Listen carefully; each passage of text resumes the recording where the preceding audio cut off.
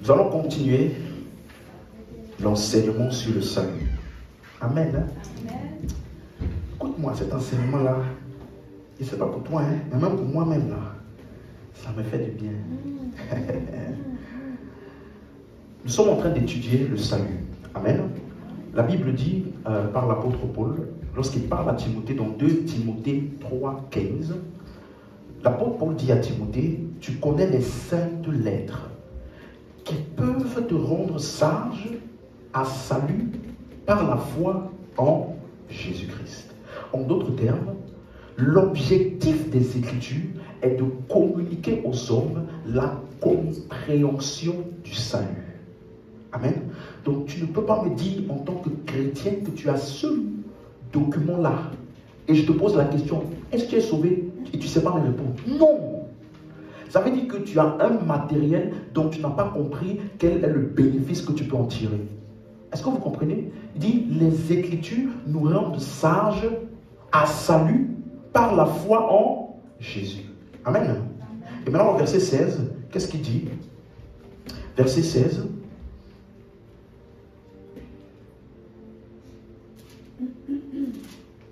Verset 16. Toute écriture est inspirée de Dieu et utile pour enseigner, convaincre, corriger et instruire dans la justice. Verset 17. Afin que l'homme de Dieu soit accompli et propre à toute bonne œuvre. Cela veut dire que pour que quiconque soit apte ou alors accompli, propre pour être utilisé par Dieu, servir Dieu, comprenez? Propre à toute bonne œuvre, il doit avoir été exposé à la vérité des Écritures. Est-ce que vous suivez? Amen. Et donc la Bible, nous avons vu jusqu'à maintenant, est donc le message du salut. La Bible n'a pas 4000 messages. Quelqu'un disait une fois, à chaque fois que Dieu appelle un homme, il lui donne un message. Mais nous tous, on a tous le même message. Il n'y a pas 4000 messages.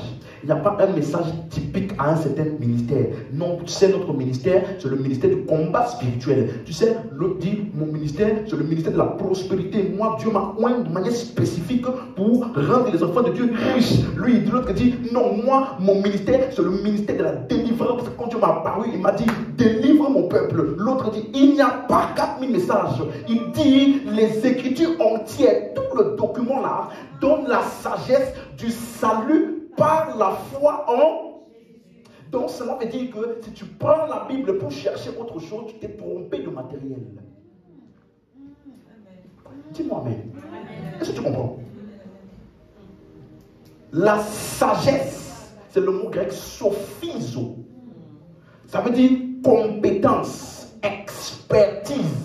De la même manière que lorsque un médecin, il va dans l'école de médecine, il a les documents de la médecine qui lui permettent d'avoir l'expertise dans le domaine de la médecine. Donc quand il sort de ce cursus-là, tu lui poses des questions par rapport à la médecine, tu lui poses des questions sur le corps humain, il va te répondre en accord avec l'expertise qu'il a acquise par le document qu'il a étudié. Est-ce que tu suis?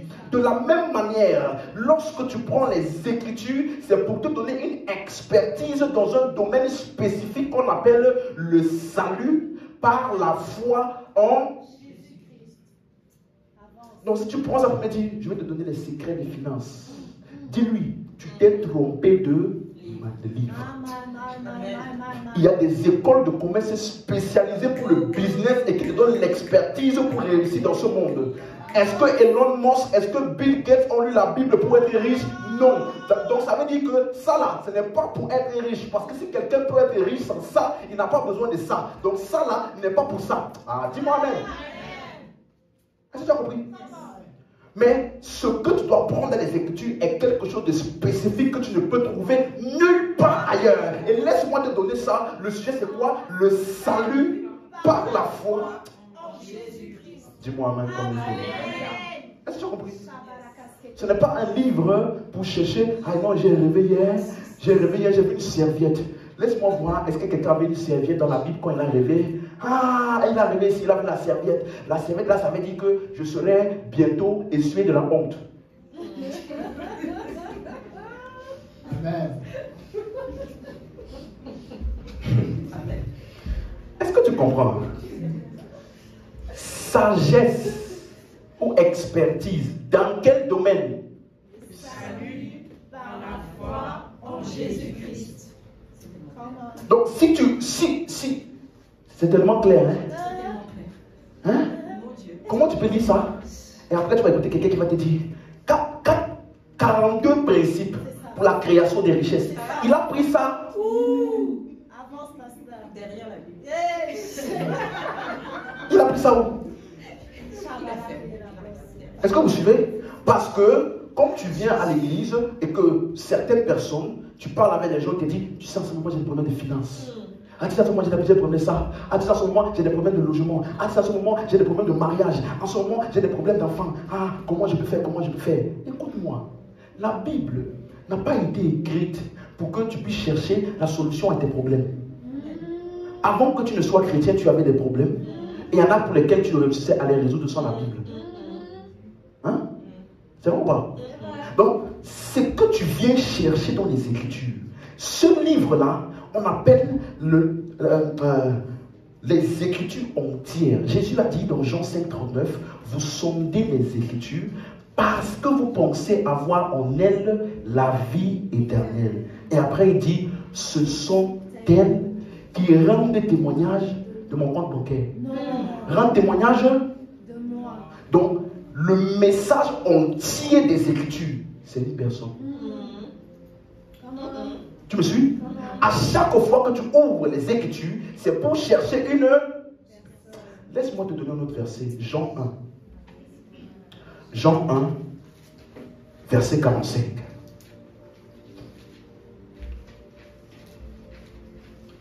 Jean chapitre 1, le verset 45.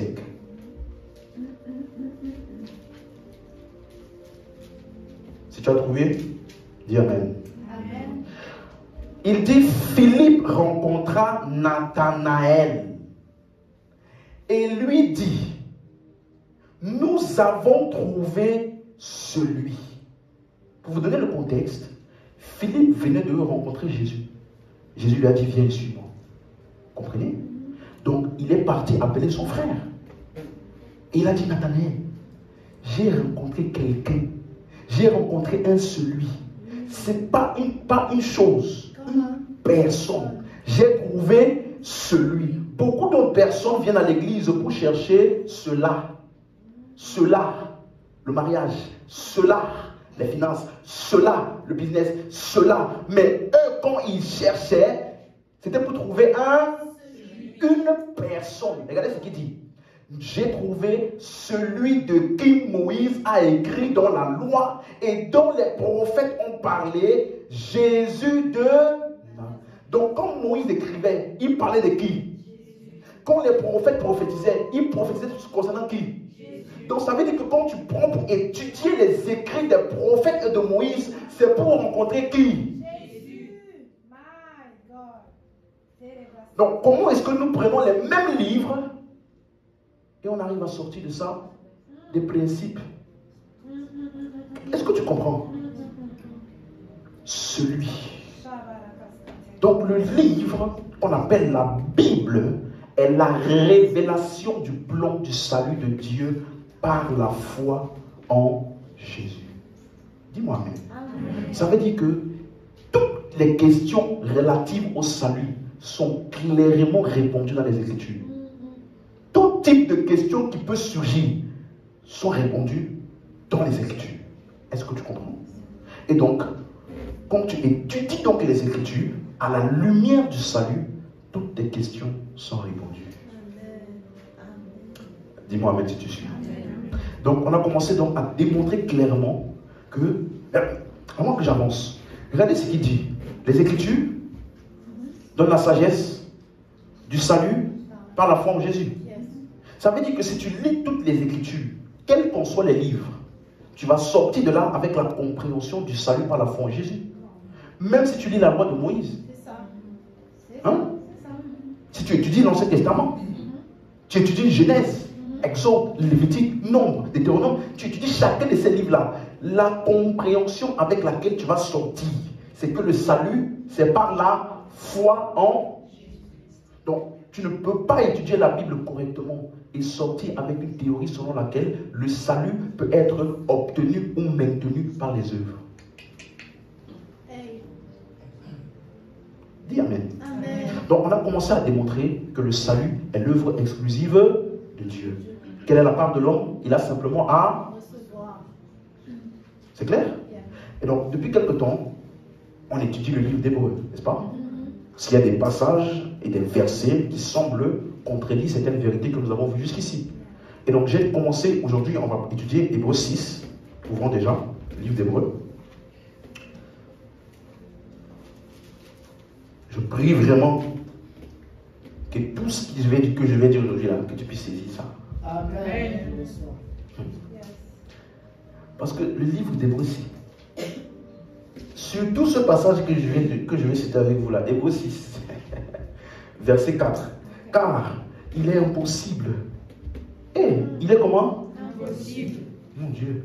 Il est impossible que ceux qui ont été une fois éclairés, qui ont goûté le don céleste, qui ont eu part au Saint-Esprit, qui ont goûté la bonne parole de Dieu et les puissances du siècle à venir, et qui sont tombés, soient encore renouvelés et emmenés à la repentance, puisqu'ils crucifient pour leur part le Fils de Dieu et l'exposent à l'ignominie. Ça, c'est un des textes sur lesquels plusieurs se basent pour dire que il peut arriver à un point où tu perds le salut. Parce qu'il est impossible pour ceux qui sont tombés d'être renouvelés et amenés à la repentance. C'est ça qui est écrit, n'est-ce pas? Donc, avant qu'on arrive à Hébreux 6, on avait déjà vu dans Hébreux 5, n'est-ce pas? Verset 9. Il disait quoi? Hébreux 5, 9. Qui, après avoir été élevé à la perfection, est devenu pour tous ceux qui lui obéissent l'auteur d'un salut. Comment? Est-ce que c'est écrit éternel dans votre Bible? Oui. D'accord. Donc, l'auteur de Hébreux, on est d'accord que c'est quelqu'un qui a toute sa tête. Hein? Amen. Il ne peut pas dire quelque chose le matin et l'après-midi, il vient dire le contraire de ce qu'il a dit. Hein? C'est ça. Même un chapitre avant, dans Hébreux 5, il dit le salut est éternel. Un chapitre après, dans Hébreux 7, verset 25, version Martin. Hébreux 7, 25, version Martin.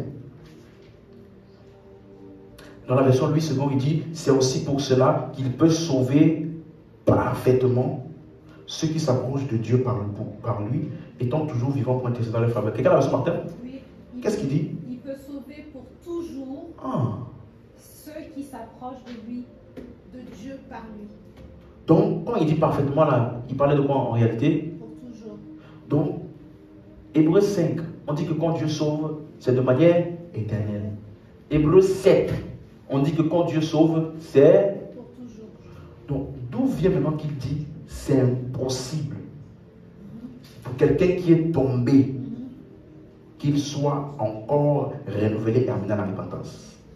Est-ce que tu comprends? Ce texte a tellement troublé certains que beaucoup ont utilisé ça maintenant pour leur vision. Vous savez, Dieu m'a parlé. Il m'a dit il faut faire attention. Je vais te donner les clés. Comment perdre le salut? Il faut que tu expliques ça aux chrétiens. Dans le petit 1, avoir goûté le don céleste. Petit 2, avoir une foi éclairée. Petit 3, il a cité tout ça là. Après, il dit dès qu'il tombe, quand il dit tomber là, sûrement c'est impudicité. Sûrement c'est un grand péché. Et dès qu'il tombe, c'est fini. Il ne peut plus être relevé. Il va rester dans le monde là pour toujours. Même si on prêche l'évangile. Beaucoup de personnes ont dit ça. Écoute-moi, ça là, ça n'a aucun sens. Est-ce que tu suis? Donc, on va maintenant baser petit à petit. Je vais aller mot par mot. Hein? Pour que tu comprennes qu'est-ce qu'il est vraiment en train de dire. Amen? Relisons maintenant Hébreux 6, verset 4. il est impossible que ceux qui ont été une fois éclairés, qui ont goûté le don céleste, qui ont eu part au Saint-Esprit, qui ont goûté la bonne parole de Dieu, les puissances du siècle à venir. On va s'arrêter là pour l'instant. La première question, c'est de savoir, est-ce qu'il s'agit des chrétiens? Est-ce qu'il s'agit des croyants? Toute la description qu'il fait là, ceux qui ont été une fois éclairés, écouté le don céleste, eu part au Saint-Esprit, écouté la bonne parole, la puissance du siècle à venir, est-ce qu'il s'agit des croyants? Suivez? Pour répondre à cette question, le premier point qu'il faut savoir, si vous analysez tous les textes qu'on a vus jusqu'à maintenant dans les autres sessions, qu'on parlait de Hébreux 2, Hébreux 3, Hébreux 4, lorsqu'il parle des incroyants, il mentionne toujours des textes de l'Ancien Testament. Par exemple, dans Hébreux 3, lorsqu'il parlait aux incroyants, il disait, aujourd'hui, si vous entendez ma voix, n'endurcissez pas vos cœurs. En faisant mention au texte de l'Ancien Testament dans lequel Dieu demandait au peuple d'Israël, dans le désert, de ne pas endurcir leur cœur. C'est clair? Donc, ça donne déjà un indice. Maintenant, tous les termes qui sont employés dans le texte lui-même. Premier terme, ceux qui ont été une fois. Quand il dit une fois, dans l'étymologie du mot, c'est une fois pour toutes. Donc, une fois pour toutes éclairée. Cette expression, une fois pour toutes, est utilisée pour les croyants. Dans le livre d'Hébreux. Une fois pour toutes. Deuxième expression, éclairée. C'est le mot grec photizo. P-H-O-T-I-Z-O. Photizo. Ça veut dire éclairé. Et c'est utilisé pour les chrétiens. Mettez un marque-page, par exemple, dans Hébreux 10, 32. Mettez déjà un marque-page dans Hébreux 6, parce qu'on va beaucoup partir partout. On va revenir. On va partir, on va revenir. Donc, Hébreux 6, mettez un marque-page. Donc, allons, Hébreux 10, 32. Le mot éclairé. Souvenez-vous de ces premiers jours où, après avoir été éclairé, vous avez soutenu un grand combat au milieu des souffrances. Vous voyez, il parle à qui? Aux croyants. Vous suivez? Hébreux 10, 32. Et le verset que vous connaissez dans Éphésiens 1, 18, qu'il illumine les yeux de nos cœurs. C'est le même mot. Vous voyez? Donc, ce mot éclairé est utilisé pour les croyants. C'est clair? Deuxième mot, goûter. On dit, ils ont goûté le don céleste. Et au verset 5 de Hébreux 6, ils ont goûté la bonne parole de Dieu et les puissances du siècle à venir. Ce mot goûter est aussi utilisé pour les croyants. Parce que certains disaient, une fois, j'ai écouté un débat entre deux personnes qui prenaient ce verset-là justement, et cet homme de Dieu, pour montrer que ça ne parle pas des croyants, il a dit, non, les croyants, ils ont mangé. Jésus a dit, celui qui mange ma chair et qui boit mon sang, il a la vie éternelle. Donc nous, là, on n'a pas goûté. On a mangé. Tu vois, non? Donc, quand j'ai écouté ça, j'ai dit, bon, il faut aller plus loin, parce que le même mot goûter est utilisé, par exemple, dans Hébreux 2, verset 9. Hébreux 2, verset 9. Hébreux, chapitre 2, verset 9. Hébreux 2, verset 9. On a trouvé? C'est bon? Oui. Ok. Mais celui qui a été abaissé pour un peu de temps au-dessous des anges, Jésus, nous le voyons couronné de gloire et d'honneur à cause de la mort qu'il a soufferte, afin que, par la grâce de Dieu, il souffrit la mort pour tous. Quelqu'un a la version Darby? Juste la fin là où il dit il souffrit la mort pour tous. Version Darby. Il goûta la mort pour tous. Il goûta la mort pour tous. Donc Jésus, il a juste frôlé la mort comme ça. Et puis il est parti, c'est ça? Hein? Non. Donc goûter là, ça ne veut pas dire goûter, non. Ça veut dire expérimenter pleinement. Parce que Jésus, il n'a pas frôlé la mort après il est parti. Il a expérimenté pleinement la mort. Donc ce mot goûter, c'est le mot grec géomai. Ça veut dire expérimenter et jouir de. Est-ce qu'on suit? Géomai, c'est le mot grec utilisé. Et c'est utilisé pour la nourriture aussi, dans 2 passages. On met toujours en marque-page dans l'Hébreu 6, on va aller voir ça. C'est important d'avoir des preuves de ce que nous affirmons. Acte 10, verset 10. Le mot Géomai là, qui est traduit goûter dans Hébreu. Dans Acte 10, le verset 10, il dit, il eut faim et il voulut manger. Le mot manger là, c'est le mot grec Géomai. Suivez? Donc, quand il s'agit de la nourriture, il n'utilise pas goûter, il dit manger. Est-ce qu'on suit? Parce que quand tu as faim, vers la suite, il dit, pendant qu'on lui préparait à manger, il tombe en extase. Le mot manger, c'est encore le même mot. Vous suivez? Parce que quand tu as faim, tu ne goûtes pas. Tu manges. N'est-ce pas? Donc, c'est la même expression dans Acte 20, verset 11 aussi. On dit, il rompit le pain et il mangea. Vous comprenez? Donc, ce mot goûter parle d'expérimenter pleinement. Donc, goûter dans Hébreux 6, verset 4. On revient. Goûter le don céleste. Goûter la bonne parole. Ils ont goûté les puissances du siècle à venir. Ça parle des croyants. Parce que les croyants ont expérimenté toutes ces choses et ils les possèdent en eux. Est-ce que c'est clair? Donc on voit déjà, il y a déjà 3 choses qui parlent des croyants dans ce texte-là. Dans la description qui est donnée. Est-ce que tu suis? Il faut bien suivre. Et le dernier passage, le dernier mot qui est utilisé aussi, c'est « Ils ont eu part au Saint-Esprit ». Dans la version d'Arbi, on dit « Ils sont devenus participants du Saint-Esprit ». C'est un mot « métochos ». M-E-T-O-C-H-O-S. Métochos. Ça veut dire « participant ». C'est utilisé dans Hébreu 1 lorsqu'on dit que les frères saints, ils ont eu part à la vocation céleste. Donc, en d'autres termes, c'est utilisé aussi pour les croyants dans le livre d'Hébreu, à une exception près. On a vu ça, je crois que c'était vendredi, dans Hébreu 3.14, lorsqu'il parlait de devenir participant de Christ. C'est que ce texte-là où ça ne parle pas des croyants, mais tous les autres textes parlent des croyants. Donc, je peux dire, sans avoir peur de me tromper, qu'il parle des chrétiens. Parce que même si une seule des descriptions parlait des chrétiens, c'était déjà suffisant. Est-ce qu'on suit? Donc, à partir de maintenant, comme je vais lire Hébreu 6, verset 5, pour gagner du temps, pour ne pas lire toute la description là, je vais simplement dire, il est impossible que les chrétiens, on leur dit, goûter le don céleste et autres, tout ça. D'accord? Parce qu'il parle des croyants. Maintenant, on dit il est impossible. Qu'est-ce qui est impossible? C'est ça la question. Qu'est-ce qui est impossible?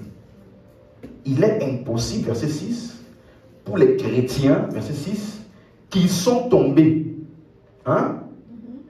qu'ils soient encore renouvelés et emmenés à la repentance, puisqu'ils crucifient pour leur part le Fils de Dieu et l'exposent à l'ignominie. On va maintenant étudier bien le verset 6 là. Et pour ça, je vais utiliser exclusivement la version Darby. Parce que la version de Louis II ne nous a pas beaucoup aidé dans certains endroits. Amen. Donc dans la version Darby, voici comment il dit.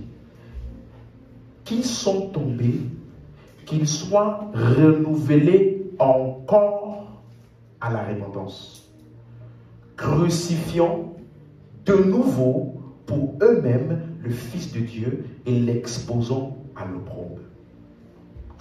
D'accord? Donc voilà les termes que je vais utiliser dans l'étude. Est-ce que tout le monde suit? Donc, première chose, quand tu lis, on voit que ce qui est impossible, c'est quoi? C'est que ceux-là qui sont tombés, qu'ils soient renouvelés encore à la... N'est-ce pas? C'est ce qu'il dit. Donc, ça veut dire que ces personnes ont déjà été renouvelées à la repentance une fois. Tu es d'accord? Ils avaient déjà été renouvelés à la repentance une fois. Et on dit que s'ils tombent, il est possible qu'ils soient renouvelés encore à la repentance. Est-ce que vous suivez? Donc, c'est ça. Et pourquoi est-ce que c'est impossible qu'il soit renouvelé à la repentance?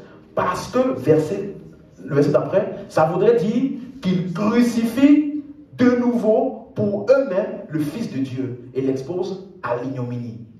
Or, est-ce que c'est possible? Est-ce que c'est possible de crucifier à nouveau le Fils de Dieu? Non. Nous, on ne dit pas seulement non. On donne des preuves. Marque page, Hébreux 9. Hébreux 9, verset 26. Hébreux 9, verset 26. C'est bon?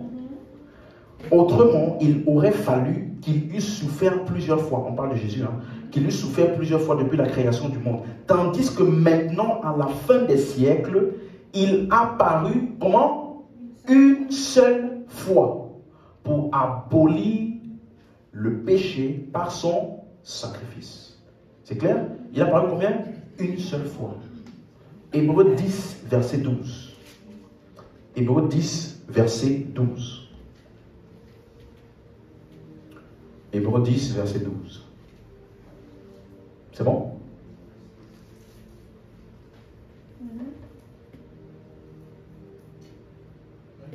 C'est bon?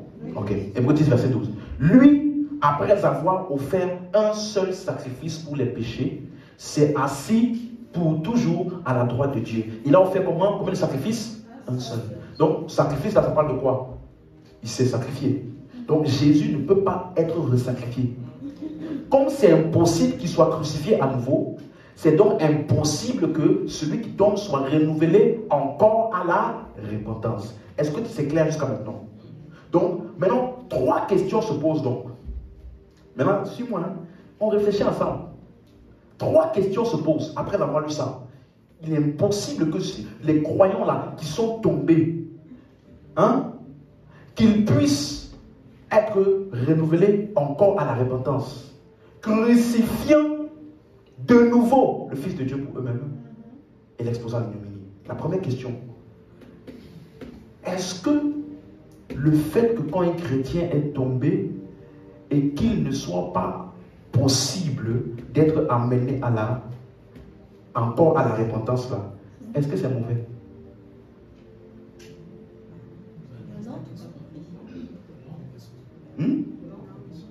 Je repose la question. Je reprends. Parce que déjà, quand tu lis ça, directement, tu penses déjà que c'est négatif. Il est impossible que celui qui pêche là, notamment que celui qui est tombé là, qu'il soit encore renouvelé à la repentance. N'est-ce pas? C'est impossible. Est-ce que c'est mauvais? Non, moi, je pose des questions. Est-ce que c'est mauvais que ce ne soit pas possible qu'il soit renouvelé encore à la repentance? Ce n'est pas forcément mauvais. Vous suivez? Deuxième question. Est-ce que... pourquoi, pardon, est-ce que le fait que le croyant qui est tombé soit renouvelé encore à la repentance là, pourquoi est-ce qu'il dit que ça veut dire crucifier Jésus encore? Quel est le lien entre les deux?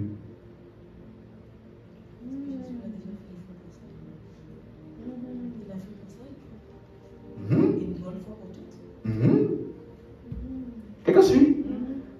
Renouveler encore à la repentance, ça veut dire crucifier Jésus. Donc ça veut dire que c'est 2 choses qui sont liées. Est-ce que tu suis? Troisième question. Supposons même que c'est négatif. Ça veut dire quoi tomber? Parce que souvent quand je parle avec les personnes, ils utilisent ces versets en disant que non, ce n'est pas les petits péchés que tu fais là, puis tu te confesses, tu demandes pardon, tout ça. Ce n'est pas ça. On parle des gens qui ont péché vraiment, et puis ils sont retournés dans le monde, c'est eux là. C'est eux là qui peuvent être renouvelés à la repentance. C'est-à-dire, ça veut dire quoi tomber? Parce que tomber là, ce n'est pas toi qui décides ce que ça veut dire tomber. Hein? Ce n'est pas toi qui sélectionne le péché. Non. Non. Quoi même? Doute. J'ai douté. La Bible dit ne vous inquiétez de rien. Je me suis inquiété. Non, ça ne peut pas vouloir dire ça tomber. Non, le tomber là qui veut dire que c'est Jésus là, ce n'est pas ce péché. Non, je ne pense pas que ce soit ce péché. Mais quand on dit il a fait un péché grave. Et il est parti dans le monde. Il est parti en boîte de nuit. Le chrétien là, il est parti en boîte de nuit. Et c'est fini. Lui là, son cas est. Non, c'est fini. Un chrétien peut tomber dans le doute. Donc ça veut dire que si c'est vraiment ce que les gens disent là, personne ne peut être sauvé. Parce que dès que tu es tombé, même avant d'arriver dans l'église là, peut-être qu'on se connaît. Peut-être même avant d'arriver dans l'église là, dans le chemin là, sur la route. Hein? Quelqu'un t'a pied ou t'a bousculé dans le bus ou quelque chose comme ça. Peut-être tu n'as rien dit, mais là ta tête là. Hein? C'est fini déjà, tu es tombé. Donc, comment? Donc tu es venu à l'église pour rien. Parce qu'on ne peut plus. Impossible qu'on te ramène dans la remontée. Donc tu es venu pourquoi? Donc, vous voyez? Et donc, si c'est vrai, pourquoi donc les mêmes personnes demandent aux gens de confesser leurs péchés, de se repentir pour être pardonnés? Puisqu'ils sont déjà tombés et qu'ils ne peuvent plus être ramenés encore à la repentance. Pourquoi donner des enseignements pour dire repentez-vous? Mais ils ne peuvent plus, c'est impossible. Pourquoi tu prêches? Pourquoi celui-là qui a, selon toi, il n'est plus sauvé? Pourquoi tu vas lui prêcher l'évangile? C'est impossible. Vous comprenez? C'est une question qu'il faut se poser. Donc pour répondre à toutes ces questions-là, auxquelles je n'ai donné aucune réponse, on va maintenant aller mot par mot. C'est bon? On va étudier le mot tomber. On va étudier ça veut dire quoi? À nouveau. On dit qu'il soit renouvelé encore. On dit il crucifie de nouveau. Donc cette expression de nouveau ou à nouveau. Et la troisième expression, renouveler à la repentance. Qu'est-ce que ça veut dire? Si tu comprends ces trois expressions, tu vas comprendre qu'est-ce qu'il est en train de dire. Amen. Ok. Commençons maintenant. Le premier mot, c'est tomber. On dit si le croyant, il est tombé. Qu'est-ce qu'il appelle tomber? Ce mot-là, j'ai trouvé ça vraiment difficile à bien cerner parce qu'il n'est pas beaucoup utilisé du tout dans le grec du Nouveau Testament. Il a une fois et même et encore. Vous voyez, donc c'est un mot qui est assez compliqué, mais en tout cas, ça ne fait pas référence seulement à une action passée. Ça fait référence à une action qui peut être passée, présente ou future. En tout cas, ça parle d'une action que le croyant a posée. Dis Amen. Okay. Et donc, ce mot grec, c'est le mot parapipto. Parapipto. Tomber là, ça veut dire parapipto. Maintenant, pour tous ceux qui ont suivi la série d'enseignements sur le péché, comprendre le péché, il y a beaucoup d'expressions qu'on va utiliser. Donc, tomber là, c'est le mot grec parapipto. Ensuite, c'est composé de deux mots. Para, qui veut dire à côté, et pipto veut dire tomber. Suivez? Donc, c'est tomber à côté, si vous voulez. C'est utilisé pour les erreurs et les fautes. Et le mot grec le plus proche de ça, qui est beaucoup utilisé, c'est le mot grec paraptoma. Paraptoma. P-A-R-P-T-O-M-A. Paraptoma. C'est le mot transgression. Vous avez déjà vu ça? Hein? Transgression, transgression, transgression. On va voir dans un passage où ce mot est utilisé. Il n'est jamais utilisé pour ce qu'on appelle les apostasies. Ça veut dire les gens qui ne croient pas que Jésus est Dieu, qui ne croient pas que Jésus est le Fils de Dieu. Ce n'est pas pour ce genre de faute-là. Vous comprenez? Ceux qui sont les apostates. Non. C'est utilisé pour dire simplement quelqu'un qui a péché ou qui a commis une faute. Paraptoma. Regardez un texte. Galates 6, verset 1. Je veux deux personnes. Une personne me prend la version Osterval et une personne me prend la version Semeur. Galates chapitre 6, le verset 1. Paraptoma. Donc, si un croyant, il est impossible qu'un croyant qui a paraptoma. Donc, qu'est-ce que ça veut dire paraptoma, qui veut dire tomber? Galates 6, verset 1. Je vais lire d'abord la version Louis II. Frère, si un homme vient à être surpris en quelque faute, vous suivez? Surpris en quelque faute, c'est ça, paraptoma. Maintenant, regardez comment il dit dans la version Osterval.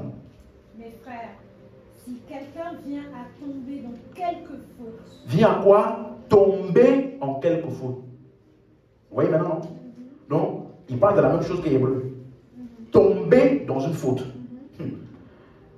La suite, il c'est quoi? Vous qui êtes spirituels, qu'est-ce que vous devez faire? Redressez-le. Dans la version Semeur, qu'est-ce qu'il dit pour redresser le? Ramenez-le dans le droit chemin. Avec un esprit de douceur. C'est ça? C'est ça. Non, je résume. Suivez-moi, je résume. Si un frère est tombé en faute ou paratoma, redressez-le. Ramenez-le sur le droit chemin avec un esprit de douceur. Oh, mais je pensais qu'il était impossible. Pour celui qui est tombé, d'être renouvelé encore à la repentance. Hein? Donc ça veut dire que pour un chrétien qui tombe dans le péché, il est possible de le redresser. Il est possible de le ramener sur le droit chemin. Hein? De le redresser. Mais il est impossible qu'il soit renouvelé encore à la repentance. Donc les deux là, ce n'est pas la même chose. Est-ce que tu comprends? Ramener sur le droit chemin. On t'exhorte. Frère, ce que tu as fait n'est pas bien. Change cette attitude-là. Tu vois? On te ramène sur le droit chemin, on te redresse. Ça là, ce n'est pas de ça qu'il parle lorsqu'il dit renouveler encore à la repentance. Parce que pour un chrétien qui pêche, il est possible qu'il soit redressé, mais il est impossible qu'il soit renouvelé encore à la repentance. Si tu suis, dis Amen. Est-ce que c'est clair? Donc ici déjà, on voit clairement les deux choses séparées. C'est pas la même chose. D'accord. L'autre mot, dans Hébreux 6, on dit, toujours dans la version d'Arby, je vais étudier avec la version d'Arby, qui sont tombés, qu'ils soient renouvelés encore. Suivez? Ce mot encore là, on va étudier maintenant. Hébreux 6 toujours. Ce mot est utilisé aussi au verset 1 de Hébreux 6. C'est pourquoi, laissons les éléments de la parole de Christ, tendant à ce qui est parfait, sont posés de nouveau. Sont posés comment? De nouveau. Le fondement du renoncement aux œuvres mortes. Donc, la même chose quand il dit crucifions de nouveau le Fils de Dieu. C'est toujours l'expression comment? De nouveau ou alors encore. Ça parle de la même chose. Est-ce qu'on suit? Est-ce que c'est clair? Oui. Je vous laisse finir de noter. Il faut que tu puisses bien comprendre tout. C'est bon? Donc, l'expression encore, ou alors l'expression de nouveau, écoute bien, s'il te plaît. C'est dans le livre d'Hébreux exactement l'opposé de ce que Christ a fait.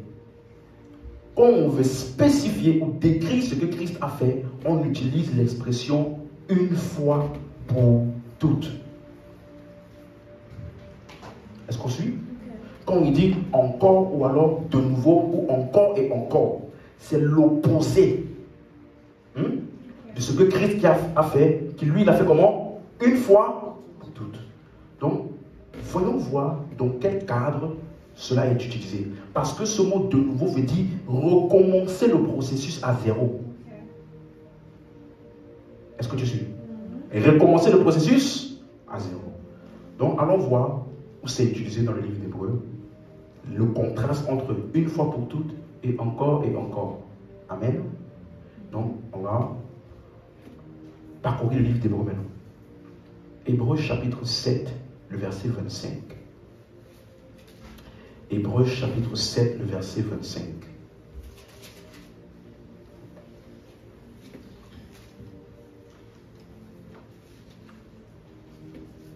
Hébreux chapitre 7, le verset 25. Amen. C'est bon, on l'a trouvé? Ok. C'est aussi pour cela qu'il peut sauver parfaitement. On a vu que ça veut dire quoi? Pour toujours. N'est-ce pas? Ceux qui s'approchent de Dieu par lui, étant toujours vivants pour intercéder dans leur faveur. Verset 26. Il nous convenait en effet d'avoir un souverain sacrificateur comme lui, saint, innocent, sans tache, séparé des pécheurs, plus élevé que les cieux. Verset 27, s'il vous plaît. Verset 27. Qui n'a pas besoin, comme les souverains sacrificateurs, d'offrir, comment? Comment? Est-ce que je peux remplacer chaque jour par encore et encore? Oui? Ok. Donc, on dit Jésus, il n'a pas besoin, comme les sacrificateurs de l'Ancien Testament, d'offrir comment? Chaque jour, ou alors encore et encore. D'accord? Des sacrifices, d'abord pour ses propres péchés, ensuite pour ceux du peuple, car ceci, il l'a fait une fois. Vous voyez le contraste? Les sacrificateurs, les sacrifices de l'Ancien Testament, c'était comment? Encore et encore. Ce que Jésus a fait, c'est comment? Vous suivez? Il dit, verset 27, car ceci, il l'a fait une fois pour toutes en s'offrant lui-même. Vous voyez le contraste? Ce qu'on faisait dans l'Ancien Testament, les souverains sacrificateurs, ce qu'ils offraient comme sacrifice était encore. Et ce que Jésus a fait comme sacrifice, c'est comment? Une fois. Hébreux 9. Il faut qu'on comprenne quand il dit renouveler encore à la repentance ou crucifier de nouveau le Fils de Dieu. Comprenez de quoi il parle. Hébreux 9, verset 6. Hébreux 9, verset 6. C'est bon? Il dit ceci. Or, ces choses ont été disposées, ainsi disposées, les sacrificateurs qui font le service entre, comment?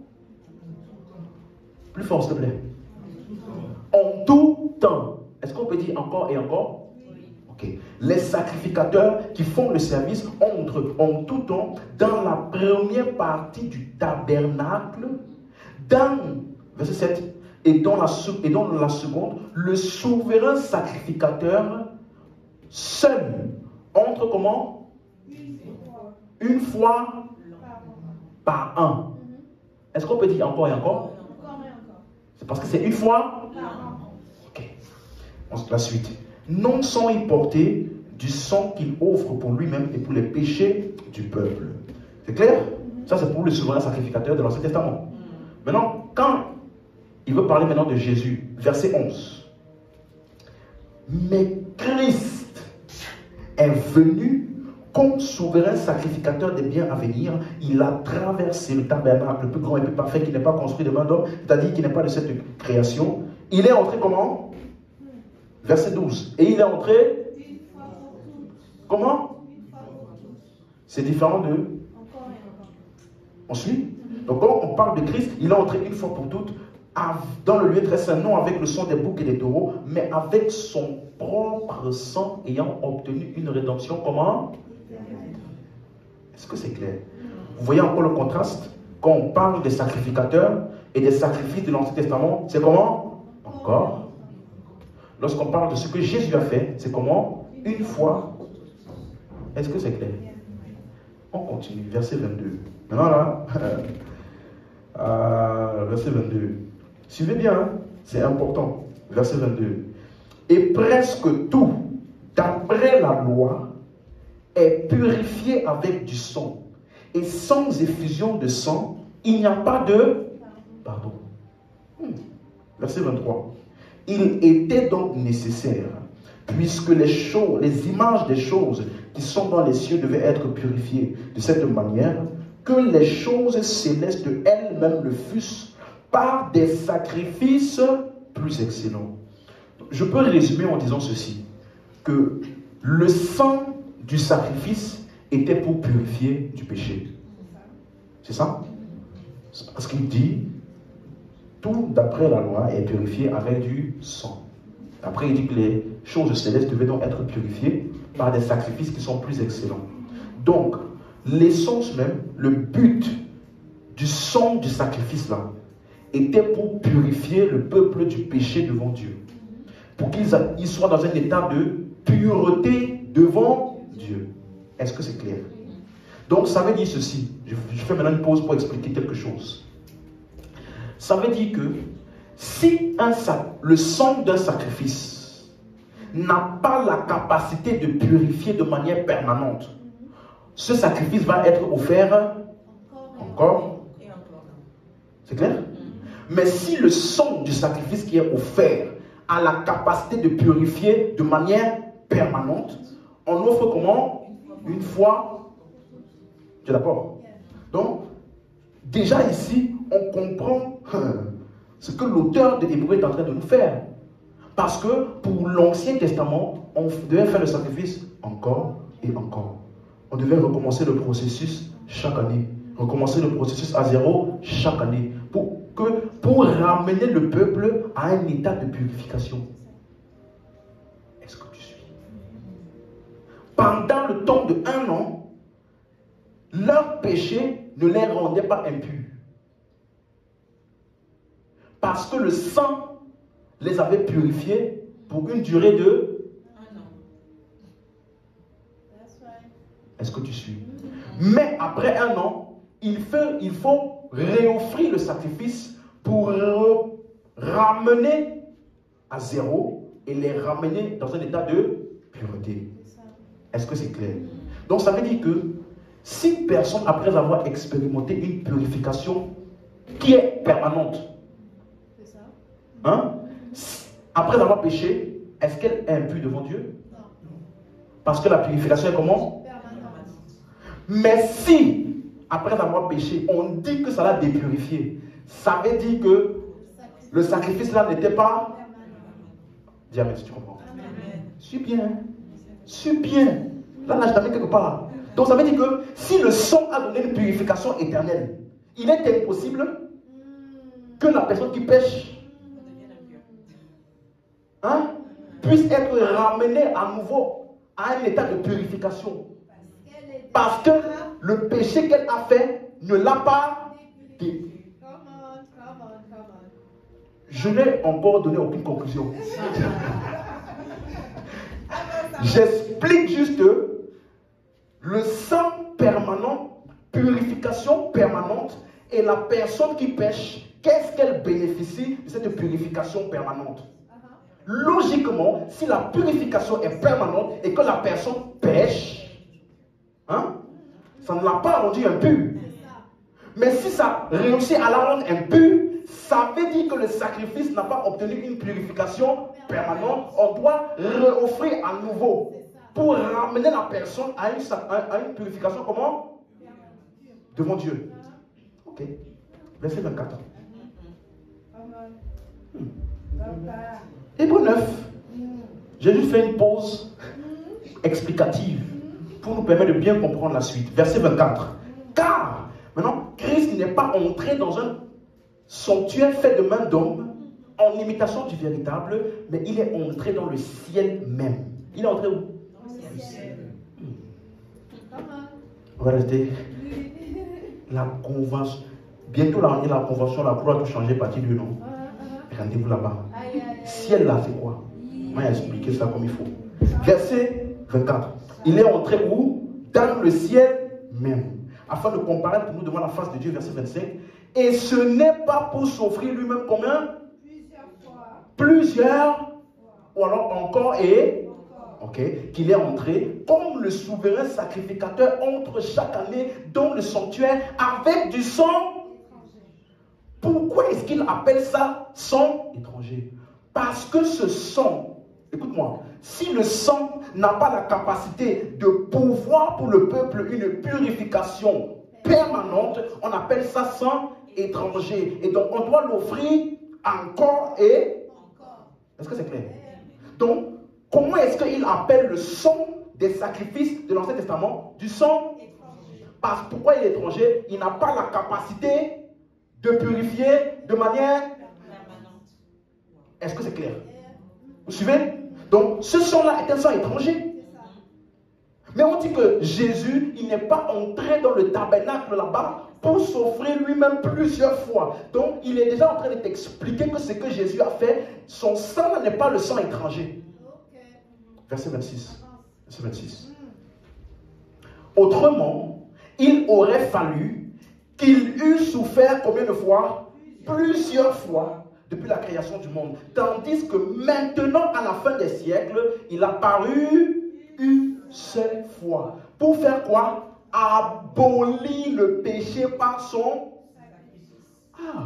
Donc ça veut dire que ce que Jésus a fait, il a aboli. Quand on parle de aboli ou ôter le péché, comprenez que beaucoup de gens, par manque de compréhension, ils pensent que ça veut dire que Jésus est venu pour enlever le péché de la terre. Donc ça veut dire que les gens ne vont plus jamais pécher. Non! Rappelez-vous, le sacrifice était pour obtenir une purification du peuple vis-à-vis de Dieu. De telle sorte qu'entre le peuple et Dieu, il n'y a plus de péché. Donc quand on dit Jésus est l'agneau de Dieu qui ôte le péché du monde, il n'est pas venu ôter le péché pour que les gens ne pêchent plus jamais. Il est venu ôter le péché de la relation entre Dieu et l'homme. Le péché ne peut plus se mettre entre Dieu et l'homme. Donc il est venu abolir le péché par son sacrifice une seule fois. Est-ce que tu suis? Donc ça veut dire que si Jésus était comme les sacrificateurs de l'Ancien Testament, il devait offrir un sang comment? Qui est incapable de purifier de manière. Donc chaque fois qu'une personne pêche, au bout d'un moment, elle va devenir impure et il faudra qu'on refasse un autre sacrifice pour la ramener cette personne-là à un état de purification. Est-ce que tu suis? Mais on dit Jésus, il a paru une seule fois pour abolir le péché. Donc ça veut dire que ce que Jésus a fait, c'est une fois. Donc son sang a obtenu la purification, a prouvé une purification comment? Permanente et c'est bon? Donc le péché ne peut plus te rendre impur devant Dieu. Si le sang du sacrifice auquel tu as cru, c'est le sacrifice de Jésus. Ça veut dire qu'il a obtenu pour toi et pour moi une purification comment? Permanente et éternelle. Donc ça veut dire que si maintenant le chrétien qui a reçu et expérimenté la purification permanente, s'il pêche, est-ce que Jésus doit réoffrir un autre sacrifice? Non. Est-ce que Jésus doit se resacrifier? Parce que le sacrifice ou le sang là a réglé la question du péché une fois. Donc malgré son péché, ce chrétien reste pur devant Dieu. Si tu suis bien. Est-ce que vous comprenez comment l'auteur de Hébreux parle? Verset 27. Et comme il est réservé aux hommes de mourir une seule fois, après quoi vient le jugement. Beaucoup de gens utilisent ça pour les funérailles, non? Il est réservé aux hommes de mourir une fois, et après quoi vient le jugement. Hey, c'est pas de ça qu'il parle. Non, il faut lire la suite. Verset 28. De même, donc il a donné une parole. L'homme doit mourir une seule fois, après quoi vient le jugement. Il dit de même qui? Donc qu'est-ce que Christ a fait? Il est mort et il a subi le jugement. Est-ce que tu comprends? Ok. Verset 28. De même, Christ, il s'est offert combien de fois? Oh. Pour faire quoi? Diablement porter. Porter les péchés de plusieurs. Donc ça veut dire que tous tes péchés,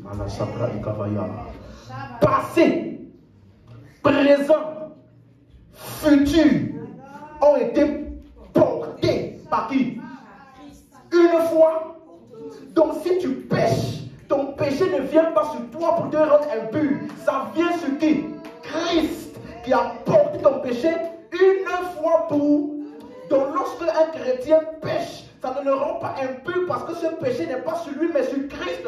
Donc, il n'a pas besoin d'un processus de répurification. Dis-moi même si tu suis. Écoute-moi. Jusqu'à maintenant, je ne suis pas encore allé dans l'Hébreu 6. Je te donne la pensée globale de l'auteur du livre de l'Hébreu. Tu comprends? Donc, si Jésus a offert un sacrifice une fois pour toutes, qui nous a purifiés une fois pour toutes, ça veut dire que si tu pêches, on n'a pas besoin de réoffrir quelque chose ou que Jésus puisse ressouffrir parce que sa seule offrande là a été suffisante pour abolir le péché et pour nous purifier pour toujours devant Dieu. Tu vois? Ici encore, dans Hébreux 9, comme dans Hébreux 7, il fait le contraste. Pensez dans l'Ancien Testament, encore. Il dit plusieurs fois, offrir plusieurs fois. Il dit chaque année. Il dit encore et encore. Ça parle de quoi? Les sacrifices offerts par les souverains sacrificateurs ou dans l'Ancien Testament. Maintenant, quand il dit une fois pour toutes, il parle de quoi? Le sacrifice offert par Jésus. Donc, tu peux déjà comprendre, sans que je ne parle dans Hébreux 6 déjà. Tu peux comprendre à peu près de quoi il parlait. Si tu as bien suivi mon raisonnement et que tu es sincère, je n'ai pas besoin de partir encore dans tous les détails là. Mais comme il y a des gens qui sont toujours comme ça, on va aller. Mais déjà là, jusqu'ici déjà, je peux m'arrêter ici.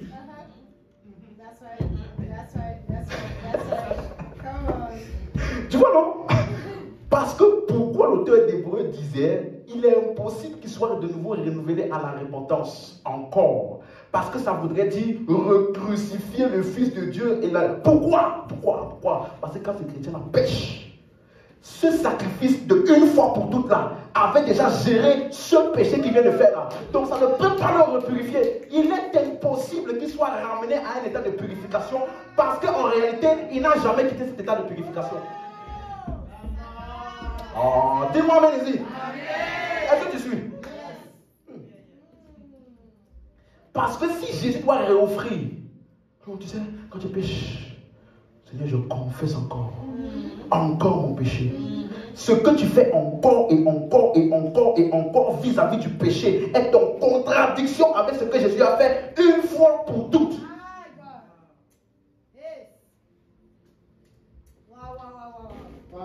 Si tu fais ça, ça veut dire que tu es en train de dire que le sacrifice de Jésus est comme le sacrifice de l'Ancien Testament. Ça veut dire que là-bas, on doit réoffrir encore et encore. Donc, dès que je viens pour prier, je me rappelle de mon péché. Puisque ça m'a dépurifié, je dois d'abord me purifier devant Dieu avant de commencer à parler à Dieu. Donc, tu es en train d'insulter le sacrifice de Jésus en disant que son sang-là est un sang étranger qui ne t'a pas purifié pour toujours. Et donc, tu penses que c'est une simple prière. Seigneur, je confesse. Je confesse mon péché. Je sais, les péchés connus et les péchés. Ça, c'est la blague. Même le diable qui est égal, il dit également ça.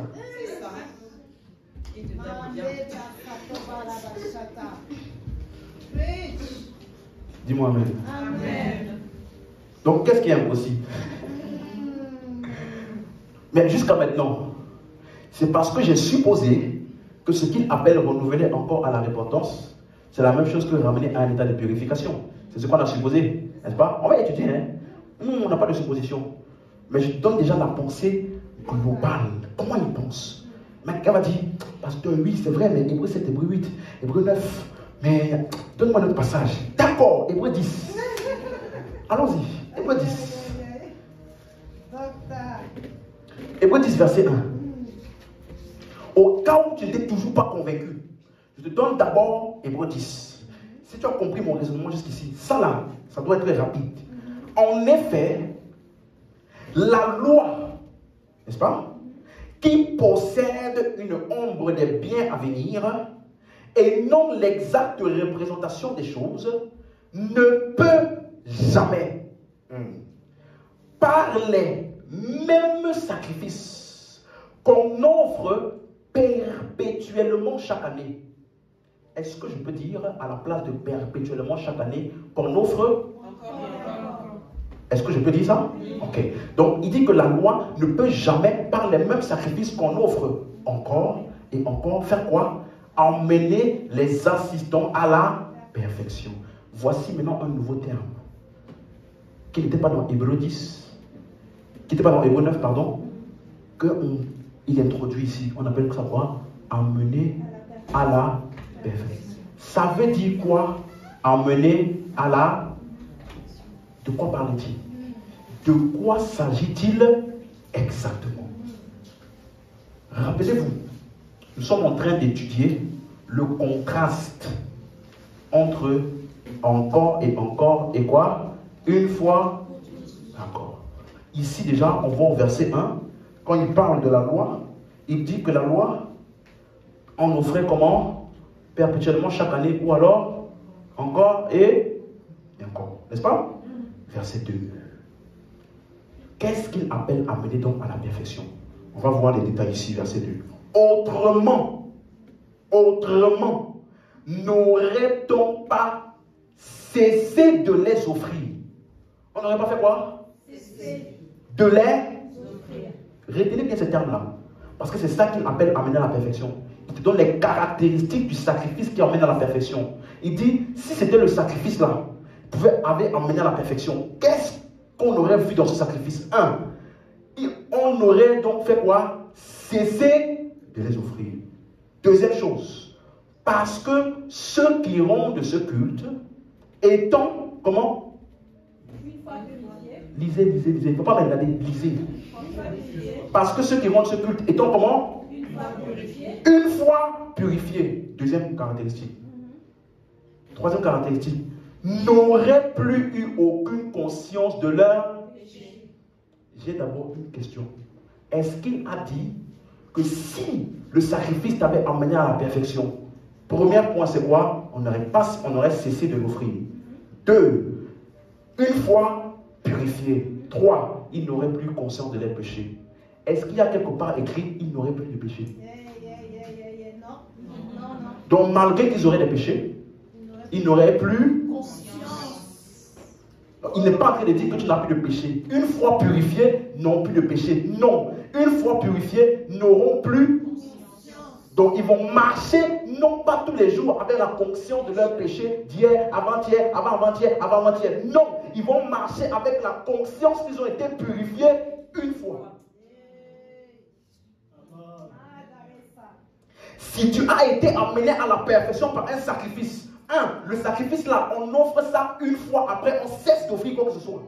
Deuxièmement, le sacrifice là t'a pourvu une purification une fois. Et troisièmement, ça te confère une conscience dans laquelle tu n'es plus en train de te poser la question, est-ce que j'ai péché, est-ce que j'ai pas péché, est-ce que c'est pas mon péché qui bloque ma vie, est-ce que non, tu as la conscience du fait que tu marches totalement dans la purification éternelle obtenue par le sacrifice qui a été offert pour toi. Tu comprends? Donc qu'est-ce qu'on appelle amener à la perfection? C'est ça trois choses là. Tu suis? Il va te donner un quatrième aspect de ce qu'on appelle amener à la perfection au verset 3. 3 et 4. Mais le souvenir des péchés est renouvelé quand? Ou encore? Et encore. Par ces sacrifices. Quel sacrifice? Ancien Testament. Est-ce qu'on suit? Verset 4. Car il est impossible que le sang des boucs et des taureaux fasse quoi? Fasse quoi? Autre. Donc si le sacrifice là est le bon sacrifice qui emmène à la perfection, qu'est-ce que le sacrifice va faire vis-à-vis du péché? Il va ôter les péchés. J'ai expliqué ôter, non? Ça ne veut pas dire que tu ne pêches plus. Ça veut dire que dans ta relation entre toi et Dieu, le péché a été. Il ne peut plus ni te disqualifier devant Dieu. Donc, je résume. Amener à la perfection, ça veut dire purifier une fois pour toutes. C'est ça? Le sacrifice a offert une seule fois. Et après, on cesse d'offrir quoi que ce soit. Troisièmement, il dit quoi? Ôter le péché. Je peux donc résumer ça. Si tu notes, c'est un bon endroit pour noter. Amener à la perfection veut donc dire ceci. Ça veut dire ôter le péché de sorte qu'il ne puisse plus rendre les personnes impures, car elles ont été purifiées une fois pour toutes par le sacrifice offert une fois pour toutes. Je reprends. Amener à la perfection, ça veut dire quoi? Ôter le péché de sorte qu'il ne puisse plus rendre les personnes impures, car elles ont été purifiées une fois pour toutes par le sacrifice offert une fois pour toutes. C'est bon, je répète encore. Et bien encore. Amener à la perfection. Cela veut dire ôter le péché de sorte qu'il ne puisse plus rendre les personnes impures, car elles ont été purifiées une fois pour toutes par le sacrifice offert une fois pour toutes. Écoute-moi, tout sang d'un sacrifice qui n'a pas la capacité de faire ça est appelé comment? Sang étranger. Merci beaucoup. C'est le cas du sang des boucs et des taureaux qui est offert où? Dans l'Ancien Testament, parce qu'il n'a pas la capacité de faire quoi? Ôter le... Est-ce que c'est clair? C'est clair pour tout le monde? Donc il est en train de t'expliquer ici que ce qu'on faisait dans l'Ancien Testament-là était impossible que cela puisse ôter le péché. Pourquoi? Parce qu'on les offrait encore et encore et encore. Et le souvenir des péchés qui dit au verset 3 est renouvelé chaque année par les sacrifices. Maintenant, quand il va parler du sacrifice de Jésus, verset 10. Verset 10 maintenant. Donc, si le sang d'un sacrifice est étranger, il a deux caractéristiques. Il n'a pas la capacité de te purifier et il est offert encore. Et encore. Suivez? Mais regardez maintenant qu'il parle du sacrifice de Jésus. Hébreux 10 au verset 10. C'est en vertu de cette volonté que nous sommes... Attendez, finissez d'écrire. Dis Amen. Amen. Dis aujourd'hui là, quand tu vas lire Hébreux 6, tu vas sauter de joie. Si ça t'avait menacé, toutes les années où ça t'a menacé là, tu vas sauter de joie. Encore. Peut-être toi, on ne t'a jamais troublé avec ce verset là. Peut-être toi. Nous là, le nombre de fois qu'on a voulu redonner notre vie à Jésus à cause de Hébreux 6. Pour ne pas être dans la catégorie de ceux qui c'est impossible pour eux là. Amen, hein? Revenons, verset 10. C'est en vertu de cette volonté que nous sommes comment? Sanctifiés par l'offrande du corps de Jésus-Christ. Combien de fois? Une fois pour toutes. Est-ce que vous voyez le contraste maintenant? Quand il parle du sacrifice de Jésus, il dit comment? Une fois. Verset 11. Et tandis que tout sacrificateur fait chaque jour. Je peux dire encore? Le service et offre souvent. Je peux dire encore? Les mêmes sacrifices qui ne peuvent jamais ôter le... Est-ce que c'est clair? Ancien Testament, le sacrifice, le sang des boucs, des taureaux, des animaux, tout ce qu'on offrait là-bas ne peut jamais ôter le péché. C'est bon? Maintenant, verset 12. Lui. Après avoir parlé de eux. Eux, là-bas dans ce testament-là. Il dit maintenant, lui, Jésus. Après avoir offert combien de sacrifices? Ça veut dire que ce sacrifice-là, il peut être qualifié pour nous amener à la perfection. Parce que rappelez-vous, le sacrifice qui amène à la perfection, il a quelles caractéristiques? On offre et après on cesse d'offrir quoi que ce soit. Ici, il dit quoi? Lui, après avoir offert pour les péchés, il s'est assis pour toujours à la droite de Dieu. Verset 14. Car par une seule offrande, n'est-ce pas? Aïe, aïe, aïe, aïe. Tu as déjà lu, hein? Oh, Shalabakataya. Quelqu'un peut lire pour moi? Peut-être qu'il ne faut pas qu'on dise que la Bible du pasteur là, c'est une Bible spéciale. Non, quelqu'un peut lire verset 14 là. Hein? Par une offrande unique, en effet, il a rendu parfait pour toujours. Attends, tu as quelle version? Semeur. Il a rendu comment? Parfait. Parfait comment? Pour toujours. Et quelle autre version? Lui c'est bon.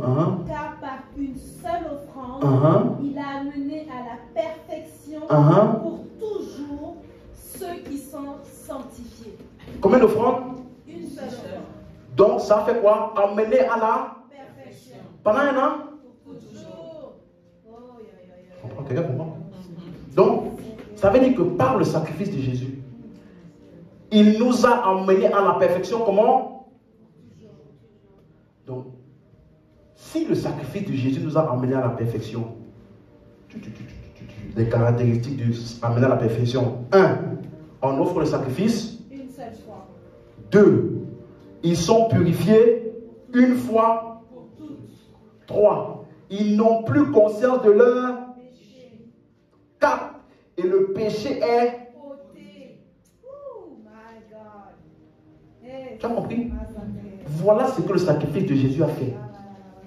Ça veut dire que cette personne-là, on a défini amener à la perfection, ôter le péché, de telle sorte qu'ils ne puissent plus avoir des personnes impures, parce qu'elles ont été purifiées une fois pour toutes par le sacrifice qui a été offert une fois pour toutes. C'est ça?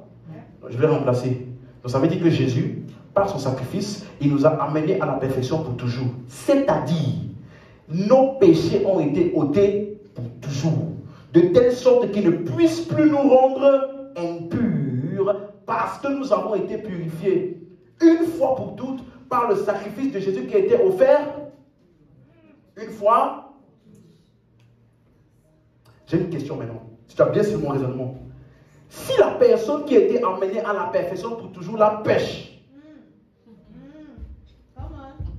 ou alors, si la personne qui a été emmenée à la perfection pour toujours la tombe, hein? Est-ce que son péché la rend impure pour qu'elle ait besoin d'être renouvelée à nouveau dans un état de purification? Hein? Pourquoi? Parce que ça voudrait dire que le sacrifice là n'était pas une fois pour toutes. Et le sang là était un sang. Vous suivez? Et donc, si c'est un sang étranger, Jésus, qui est le sacrifice, doit encore remourir, ressouffrir et se resacrifier pour refournir la purification. Donc, est-ce que je peux dire, il est impossible pour ce croyant qui a été emmené à la perfection pour toujours, s'il pêche, il est impossible qu'il soit de nouveau renouvelé et amené à la perfection à nouveau. Est-ce que je peux dire ça? Pourquoi? Parce que ce péché ne l'a pas rendu impur. Puisque ce péché a été ôté par le sacrifice de Jésus qui a été offert une fois pour... Si ce péché pouvait le rendre impur, cela voudrait dire qu'il n'avait pas été emmené à la perfection d'abord au début. Parce que amener à la perfection veut dire purifier une fois pour toutes. Et le péché ôté. Est-ce que tu comprends? Donc, est-ce que tu comprends le langage du livre d'Hébreux? Plusieurs fois, encore et encore, à nouveau, de nouveau, c'est pour parler de ce qu'il faisait dans l'Ancien Testament, les souverains sacrificateurs. Et une fois pour toutes, un seul sacrifice, c'est pour parler de quoi? C'est pour parler du sacrifice de Jésus, une fois pour toutes, qui nous a amenés à la perfection pour toujours. C'est-à-dire, il nous a purifiés de manière permanente et a ôté et aboli le péché.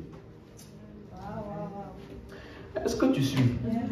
Donc, Hébreux 6, maintenant. S'il y avait tout ça là, c'est toujours pas clair pour toi. Franchement, j'ai encore. C'est pas grave, j'ai encore. T'inquiète. Et je vais tellement t'expliquer ça que si après ça tu dis non, je ne suis pas très d'accord. Toi, je ne sais pas, on va faire prière d'épaule là. Hein? Illumine les yeux de son cœur. Hébreux 6, verset 6. Est-ce qu'à la place de dire maintenant, verset 4 à 6, au lieu, est-ce qu'à la place de dire il est impossible qu'un croyant qui tombe soit encore renouvelé à la repentance, crucifiant? Regardez, vous savez pourquoi j'ai pris la version d'Arby? J'ai oublié de préciser ça. Parce que dans la version Louis II, regardez ce qu'il dit, ce qui peut amener à l'erreur. Il dit que si un croyant, on va dire tout ce qu'il a dit là, un croyant, en résumé, hein, tombe, il est impossible qu'il soit renouvelé encore à la repentance, n'est-ce pas? puisqu'ils crucifient pour leur part le Fils de Dieu à nouveau. C'est ce qu'il dit dans le second. Donc lui, il est en train de dire que le fait de tomber là, c'est ça qui est crucifié le Fils de Dieu à nouveau. Voilà pourquoi c'est impossible qu'il soit amené. Vous voyez? Mais dans l'original, le puisque là n'est pas même pas dans l'original, ni même pas erreur. Donc ça porte à erreur. Mais dans la version originale, le crucifié est lié à renouveler, amener la repentance. Et non pas puisqu'il crucifie. Donc ça veut dire en tombant là, il crucifie pour... Non. Le puisque là amène à l'erreur plusieurs. Vous voyez? Mais pourtant, quand tu lis maintenant dans l'original, le plus proche c'est Darby, c'est pour ça que j'ai pris. Vous voyez? S'ils sont tombés, qu'ils soient renouvelés encore à la repentance, crucifiant. Donc c'est renouvelé à la repentance qui emmène quoi? Crucifiant encore pour eux le Fils de Dieu. Est-ce que tu comprends? Donc maintenant, regardez. Est-ce que je peux reformuler comme ça? Il est impossible pour ceux qui ont été sauvés une fois pour toutes, en parlant des croyants, et qui ont commis un péché, d'être à nouveau renouvelés à la repentance, ou alors d'être à nouveau amenés à la perfection. Car cela serait crucifier à nouveau le Fils de Dieu pour eux, ou alors pour leur péché là, et l'exposer à l'ignominie. Est-ce que ça fait sens? Donc qu'est-ce qu'il est en train de dire? Il est en train de dire que l'offrande et le sacrifice de Jésus, c'est ça qui est la garantie de notre salut. Et que si celui qui a bénéficié de ça pêche, son péché là n'a pas la capacité de défaire le salut qu'il a reçu une fois pour toutes. Donc en réalité, ce verset-là est un verset qui appuie davantage le salut éternel. Parce que si chaque fois qu'une personne pêche, il faut la renouveler à nouveau à la repentance, cela veut dire que nous sommes en train de crucifier à nouveau le Fils de Dieu encore et encore et encore pour qu'il puisse refournir une purification. Alors que jusqu'ici, nous avons vu dans tous les versets qu'il dit que c'est une fois. Vous voyez? Et il nous a amenés à la perfection comment? Une fois pour toutes. Est-ce que tu sais? C'est clair? Ok. Maintenant, depuis on a fait une supposition, n'est-ce pas? Renouveler encore à la repentance là, ça voudrait dire emmener à la perfection à nouveau. Ça voudrait dire ramener à un état de purification. C'est ce qu'on suppose, n'est-ce pas? Mais je n'ai pas encore démontré. Ouais. Parce que dans tous les passages de Hébreux 9, Hébreux 10 et autres qu'on a vus, il n'a pas dit là-bas renouveler encore à la repentance. Il a appelé ça ramener à la purification. Est-ce que quelqu'un suit? Donc je suis en train depuis de supposer que quand l'auteur de Hébreux dit qu'il soit à nouveau renouvelé à la repentance, je suis en train de supposer depuis le début qu'il est en train de dire ramener à un état de purification. C'est ce que je dis depuis le début, n'est-ce pas? Mais je n'ai pas encore démontré.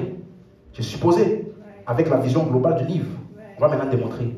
Qu'est-ce qu'il appelle renouveler à la repentance? Qu'est-ce qu'il appelle être à nouveau renouvelé à la repentance? Première chose qu'il dit, il dit que renouveler à la repentance est le résultat direct de l'œuvre de la croix. Et ça se produit une seule fois.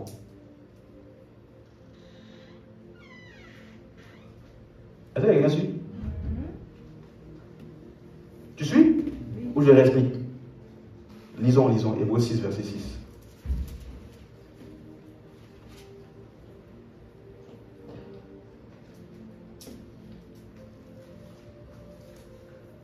Et qui sont tombés, on lit dans la version Darby, hein. Donc si tu n'as pas la version Darby, je vais lire pour toi. Hébreux 6, verset 6. Quelqu'un lit pour moi, s'il vous plaît? Version Darby.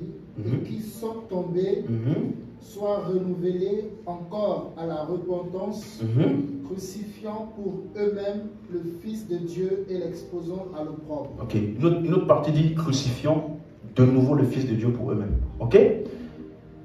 il est en train de dire que renouveler encore à la repentance veut dire crucifier de nouveau le Fils de Dieu. N'est-ce pas? Il est en train de lier les deux choses là. Donc, ça veut dire que si ces personnes avaient déjà été renouvelées à la repentance une fois, il est impossible que ça se reproduise. Hein? Donc, renouveler encore à la repentance est un événement qui est lié à l'œuvre de Christ. Un. Et deux, qui ne se produit qu'une seule fois. Il est impossible que ça se produise à nouveau. C'est ce qu'il dit. Est-ce que vous suivez? Donc, pour comprendre ça, il faut retenir ces deux choses-là. Parce que renouveler encore à la repentance, ça veut dire recrucifier à nouveau Jésus. N'est-ce pas? Donc, ça veut dire que renouveler à la repentance est le résultat direct de la crucifixion de Jésus. Et deuxièmement, cet événement-là s'est produit comment? Une seule fois. Il est impossible que ça se refasse encore. D'accord? Donc, pour comprendre donc renouveler à la repentance, qu'est-ce que ça veut dire? Je vais réfléchir avec vous. D'accord? Le mot renouveler, c'est le mot grec anakainizo. Anakainizo. Ça, c'est le verbe. Suivez? Ça, c'est le verbe. Mais il y a le nom. Parce que le verbe est utilisé une seule fois. Anakainizo. Mais il y a le nom. Le nom, c'est anakainosis. Ça veut dire renouveler, remettre à neuf. Ce n'est utilisé que dans deux endroits dans la Bible. Deux. Romains 12 et Tite 3. Donc, l'auteur des Hébreux est forcément en train de parler d'un de ces deux événements-là que nous allons voir maintenant. Parce que ce mot renouveler, encore, ou renouveler à la repentance, anakainosis, est utilisé dans deux autres versets dans toute la Bible. On comprend? Donc, le premier endroit où c'est utilisé, ça veut dire renouveler, remettre à neuf. Le premier endroit où c'est utilisé, on va réfléchir ensemble. Hein? Romains 12, verset 2. Allons-y. Romains 12, verset 2.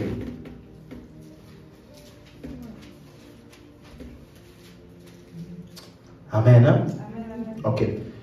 Ne vous conformez pas au siècle présent, mais soyez transformés par le renouvellement de l'intelligence, afin que vous discerniez quelle est la volonté de Dieu, ce qui est bon, agréable et parfait. Pour aller plus vite, ouvrez déjà... Non, finissons d'abord. Première question pour le renouvellement. On vient de lire, n'est-ce pas? Soyez transformés par le renouvellement de l'intelligence. Anakainosis, c'est ce mot-là. Vous suivez? Ma première question. Est-ce que le renouvellement de l'intelligence est le résultat direct de l'œuvre de la croix?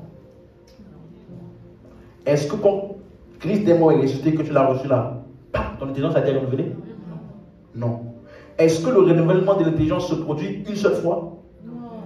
C'est quelque chose qui est continuel. Donc ça ne peut pas parler de ça. Hein? Parce que, même aujourd'hui là, ton intelligence a été... Est-ce que ça veut dire qu'on est en train de crucifier à nouveau le Fils de Dieu? Donc ça veut dire qu'il ne parle pas de ça. Hein? Ça veut dire que, deuxième texte où c'est retrouvé, Tite 3, verset 5. Tite, chapitre 3, le verset 5.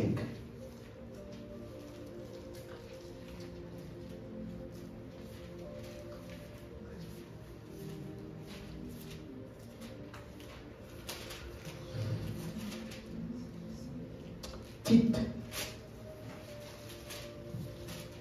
3, verset 5. On a trouvé? Je vais avoir besoin de la version... Quelqu'un commence déjà à ouvrir dans la version Semeur. Tite 3, verset 5. C'est bon? Tout le monde a trouvé? On peut lire ensemble? Ok. Il nous a sauvés, non à cause des œuvres de justice que nous aurions faites, mais selon sa miséricorde, par le baptême de la régénération et le renouvellement du... Quelqu'un a la version Semeur, s'il vous plaît?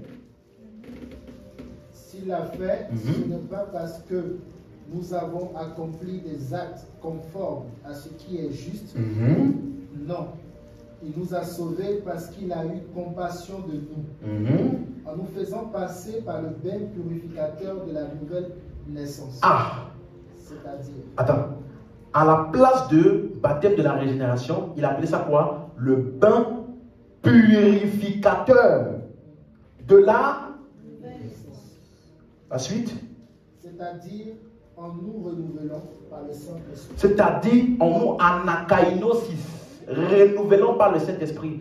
Donc ça veut dire que il appelle la nouvelle naissance. Il appelle ça quoi? Bain purificateur. Il appelle ça quoi? Renouvellement du Saint-Esprit.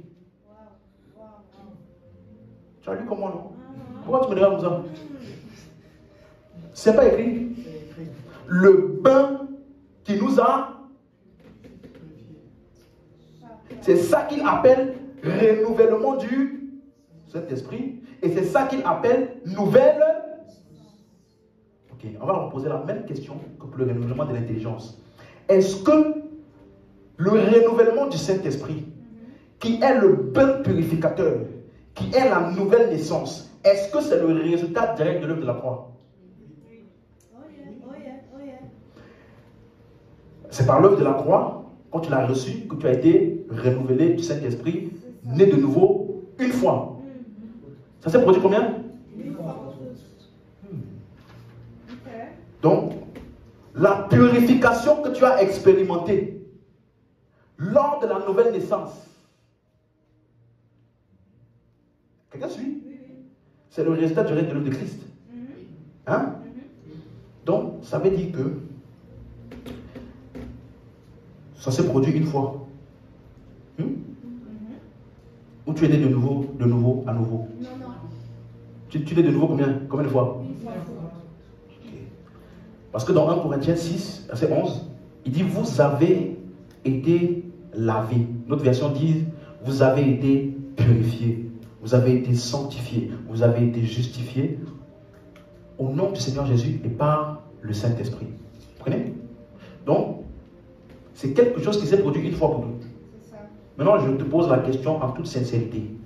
Entre le renouvellement de l'intelligence et la nouvelle naissance qui est le bain purificateur, qui est le renouvellement du Saint-Esprit, entre les deux là, le livre de Hébreux, renouvelé encore à la repentance, ça parle duquel des deux?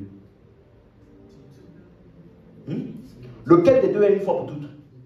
La nouvelle naissance. Lequel des deux est lié directement à l'œuvre de Christ? La nouvelle naissance. Donc ça veut dire que si, après avoir été purifié par le bain purificateur de la nouvelle naissance, il y a un péché qui arrive à affecter ton salut au point où ça t'a fait dénaître de nouveau. Si ça n'existe pas, ce mot-là, je viens d'écrire. Ça t'a fait dénaître de nouveau. Jésus doit se resacrifier. Parce que nous sommes tous ici, nous sommes le résultat direct de la nouvelle création qui est la résurrection de Jésus. C'est par sa résurrection que la Bible dit, il a conduit plusieurs fils à la gloire. Vous comprenez? Et donc si ça là n'a pas été suffisant, on vient de lire, il nous a amené à la perfection une fois pour toutes par une seule offrande. Donc si il doit encore, nous on doit réexpérimenter ça à nouveau. Il doit repouvoir ça. Est-ce que tu comprends? Donc, Hébreux 6, qu'est-ce qu'il dit donc? Il est en train de dire ceci, tout simplement, que c'est impossible pour un croyant d'être sauvé plus d'une fois. Tout ça là, il dit ça. Hein? C'est ce qu'il dit. Il est impossible pour un croyant d'être né de nouveau plus d'une fois. Parce que s'il doit renaître de nouveau, Jésus doit faire quoi?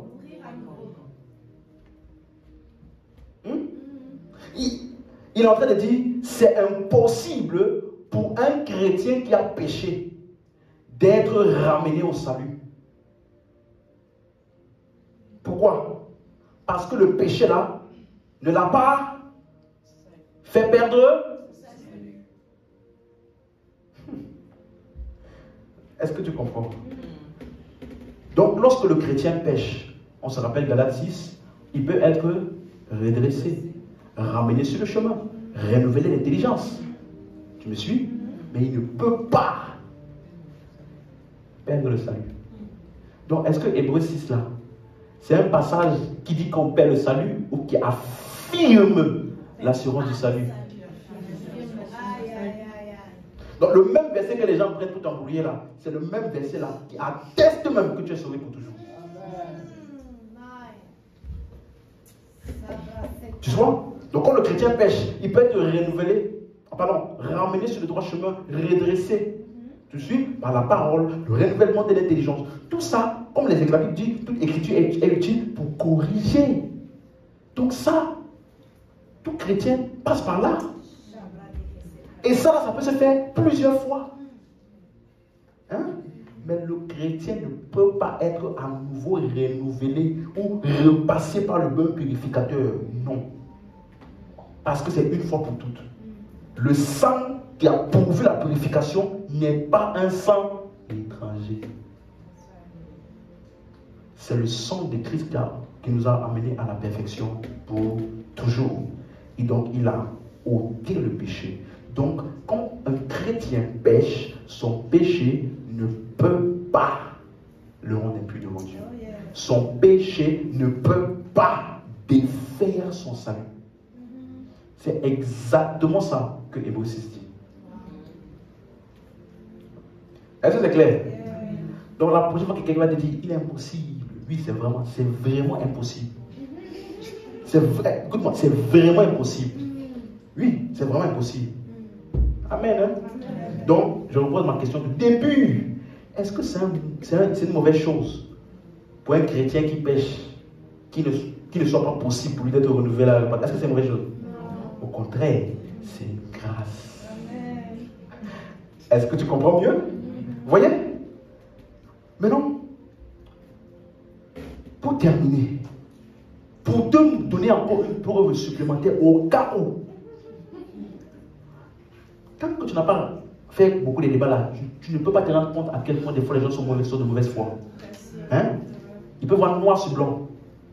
Il va te dire c'est bleu. Donc des fois là, il faut pousser un petit peu plus. Verset 7 de Hébreux 6. Rapidement. Hébreux 6, verset 7. Lorsqu'une terre est abreuvée par la pluie qui tombe. Tout le monde a trouvé? Je vous laisse trouver.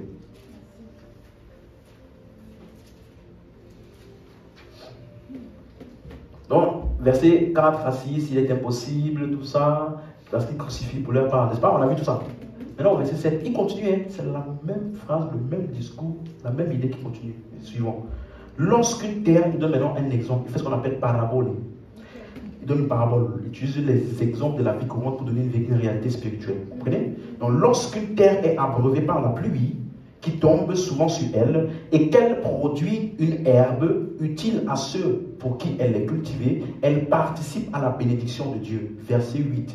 Mais si elle produit des épines et des chardons, elle est réprouvée et près d'être maudite, et on finit par y mettre le feu. On finit par mettre quoi? Le feu. Quel est le lien? De quoi parlait-il? Qu'est-ce qu'il veut dire par rapport à tout ce qu'il a dit tout à l'heure?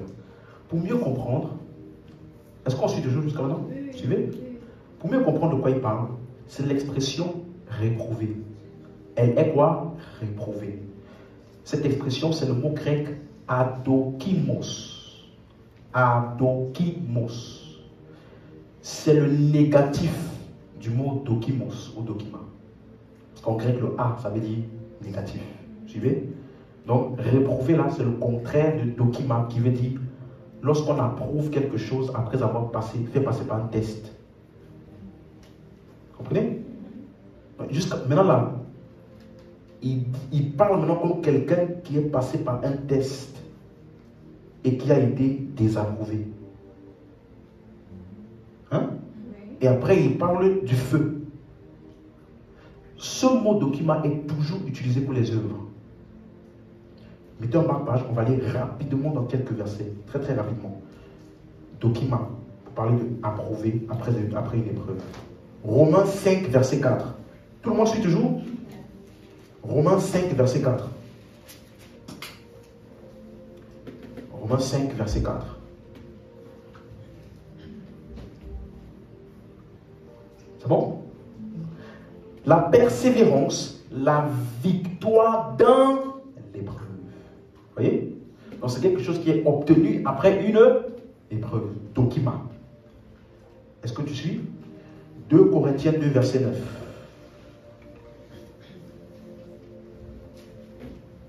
2 Corinthiens 2, le verset 9. Car je vous ai écrit aussi dans le but de connaître, en vous mettant à l'épreuve, si vous êtes obéissant en toutes choses. Dokima, mettre à l'épreuve. Ou alors approuver après avoir été éprouvé. C'est bon?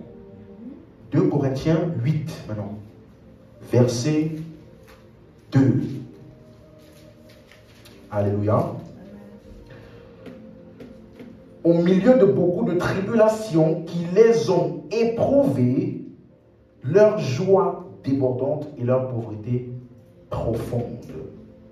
Bon, ensuite, mais il dit les tribulations qui les ont quoi? Éprouvées. Donc ça parle de quoi? Épreuve. Donc quand tu passes par une épreuve, la même chose dans 2 Corinthiens 13, verset 3, puisque vous cherchez une preuve. Est-ce que c'est clair? Donc ça veut dire que lorsque tu testes quelque chose pour prouver la chose, pour prouver si c'est approuvé, est-ce que vous suivez? Pour prouver si c'est bon, comme par exemple tu viens d'acheter une voiture, on te dit fais un tour avec, tu roules, tu fais tout.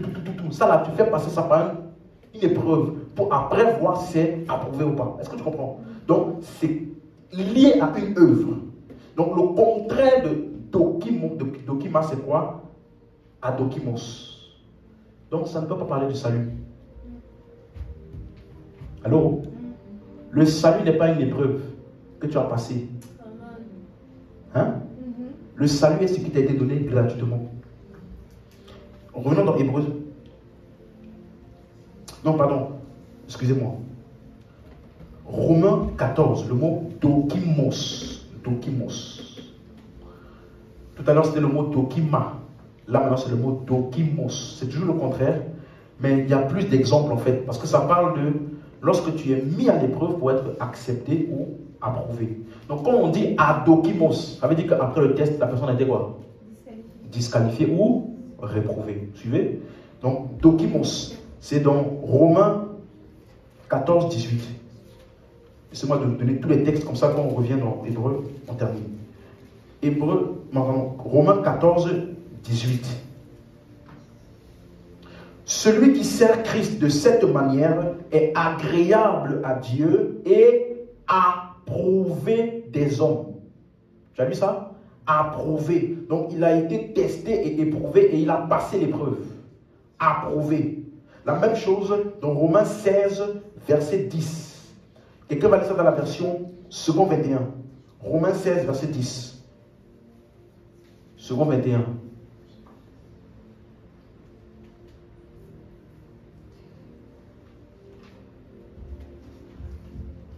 Romains 16, verset 10. C'est bon maintenant. Saluez, Romains 16, verset 10. Oui, c'est ça. Saluez Apelles, qui a fait ses preuves en Christ. Ok, vous avez vu? Il a fait ses preuves. Donc, on l'a éprouvé par plusieurs types de tests et il a été quoi? Approuvé. Est-ce que c'est clair? Donc, ça parle des œuvres et non pas du salut. C'est clair pour quelqu'un? Je vais maintenant lire plusieurs passages. Suivez juste. Dans 1 Corinthiens 1, 19. 1 Corinthiens 11, 19. Car il faut qu'il y ait aussi des sectes parmi vous, afin que ceux qui sont approuvés soient reconnus comme tels. Vous voyez? Approuvés. 2 Corinthiens 10, 18. Car ce n'est pas celui qui se recommande lui-même qui est approuvé. On comprend? 2 Corinthiens 13, 7. Cependant, nous prions Dieu que vous ne fassiez rien de mal, non pour paraître nous-mêmes approuvés. Comprenez? Ouvrons ça, 2 Corinthiens 13 et 7. 2 Corinthiens 13 et 7. C'est très très important. Il y a une très bonne pensée qui est ici. 2 Corinthiens 13, le verset 7. C'est bon? Il dit ceci. Cependant, nous prions Dieu que vous ne fassiez rien de mal. Donc il parle de quoi? Action. Vous voyez? Non pour paraître nous-mêmes approuvés, mais afin que vous pratiquiez ce qui est bien. Il parle encore de quoi? Des actions. Vous voyez? Et que nous soyons comme réprouvés. On comprend? Même chose dans 2 Timothée 2,15. Efforce-toi de te présenter devant Dieu comme un homme approuvé, un ouvrier qui n'a point à rougir et qui divise droitement la parole de vérité. Ensuite, Jacques 1, verset 12. Heureux l'homme qui supporte patiemment la tentation, car après avoir été éprouvé, il recevra la couronne de vie. Vous voyez? Il a été éprouvé, il va recevoir une récompense qui est quoi? La couronne de vie. Donc le mot dokimos ou adokimos, ça ne parle pas du salut. C'est clair? Ça parle des œuvres. Donc, quand on dit réprouvé ou rejeté, adokimos, c'est donc pas la personne qui est rejetée, ce sont ses œuvres.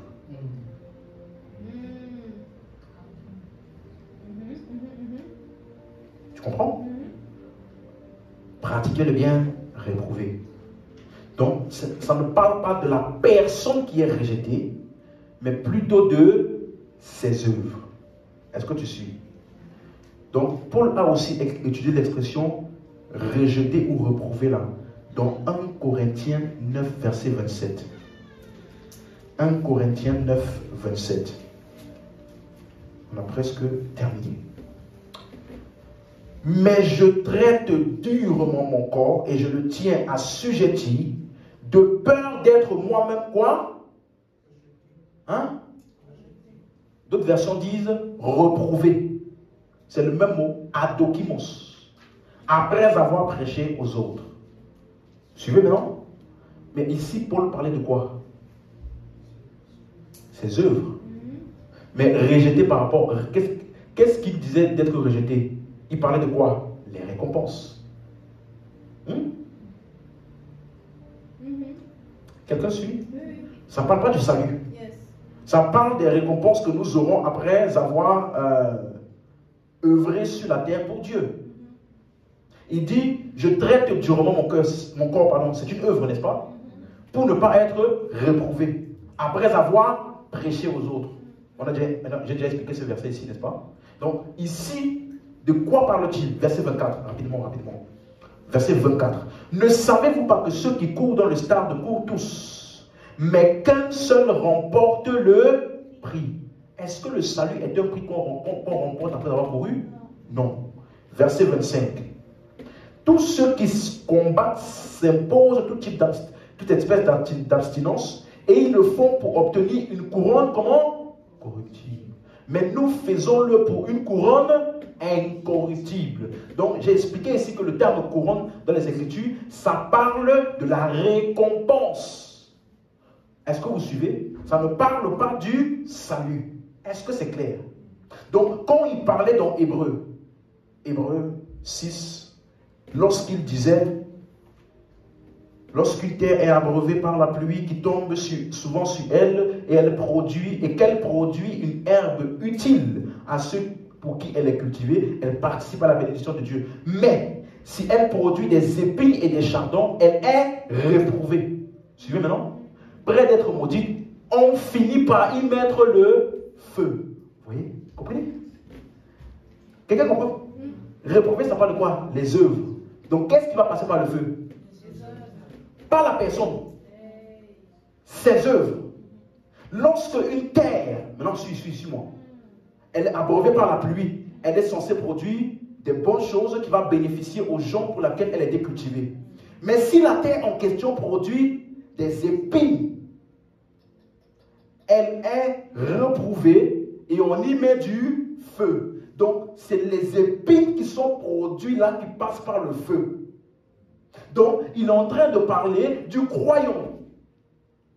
Lorsqu'il pêche, son œuvre là est reprouvée. Reprouvée par rapport à quoi? Les récompenses. 1 Corinthiens 3. Vous allez voir. Donc, il ne parle pas du salut, mais des œuvres qui découlent du salut.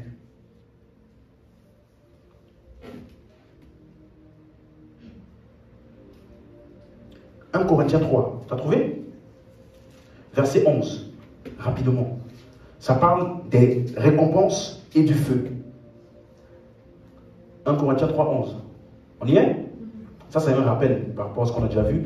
Personne ne peut poser un autre fondement que celui qui a été posé, savoir Jésus-Christ. Or, si quelqu'un bâtit sur ce fondement avec de l'or, de l'argent, des pierres précieuses, du bois, du foin, du chaume, verset 13, l'œuvre de chacun.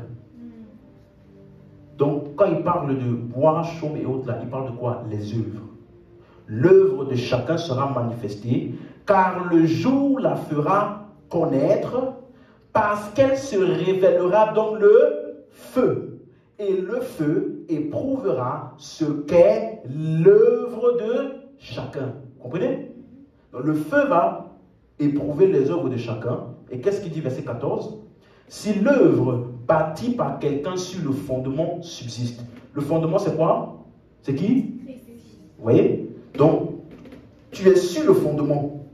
Qu'est-ce que tu as produit comme œuvre après avoir été établi sur le fondement de Christ ou après avoir été sauvé? Quel type d'œuvre tu as produit? On dit, si ton œuvre passe par le feu, il recevra, verset 14, il recevra une récompense.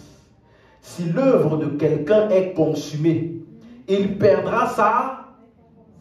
Pour lui, il sera quoi?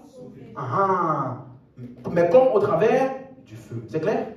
Donc, qu'est-ce qui passe par le feu? Pas toi.